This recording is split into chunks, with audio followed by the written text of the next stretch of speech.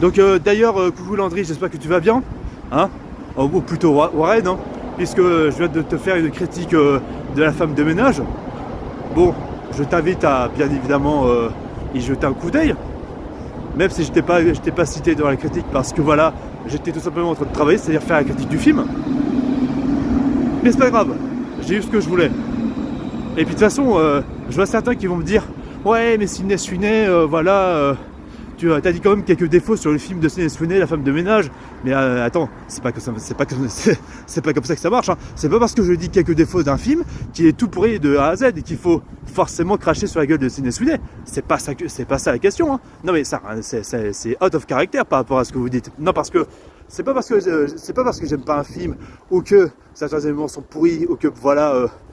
Des éléments sont bons machin, que forcément, soit la personne est bonne, soit la personne est mauvaise. Ça marche pas comme ça, faut avoir une nuance à tout les gars. Faut arrêter de tout relier à bêtement, sans nuance et sans réflexion et sans cohérence par rapport au truc, tu vois. On peut pas tout les jeux d'un coup et on peut pas tout justifier d'un coup par rapport à tel truc ou tel truc. Ça marche pas comme ça, la société. Point barre. Donc en vrai, moi je vous le dis clairement, moi j'ai fait ma critique, Sydney Sweeney. J'espère que Sydney Sweeney pourrait avoir un Oscar, parce que c'est vrai que franchement Paul Feig gère très bien le sérieux.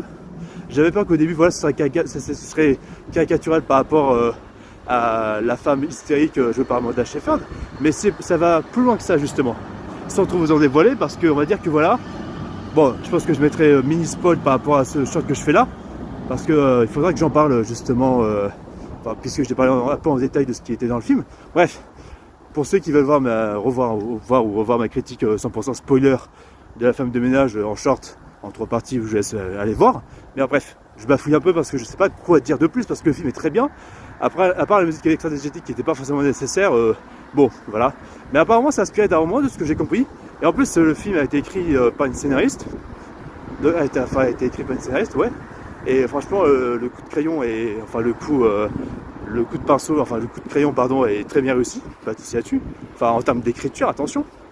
Donc voilà, en vrai ça vaut le détour et puis ça montre qu'il faut se détacher des avis politiques des gens, tout ça, de leurs opinions, parce que ça peut nous permettre de nous ouvrir intellectuellement pour savourer des bons films et des bons divertissements. Enfin des films qui sont à nos goûts, voilà, des films qui nous intéressent et on peut en apprécier les artistes du moins. Même si les personnes ça peut être différent, même si les personnes sont pas forcément méchantes parce qu'elles votent pour ci ou pour ça, en vrai, artistiquement parlant, si tu passes un bon moment en termes de divertissement, c'est tout ce qui compte en fait. Alors pourquoi te trouver des excuses de merde, c'est politique alors que ça n'a rien à voir et que tu parles d'actualité qui n'a rien à voir et de choses personnelles au lieu de parler de réellement de cinéma. Alors faudrait peut-être y réfléchir mon gars.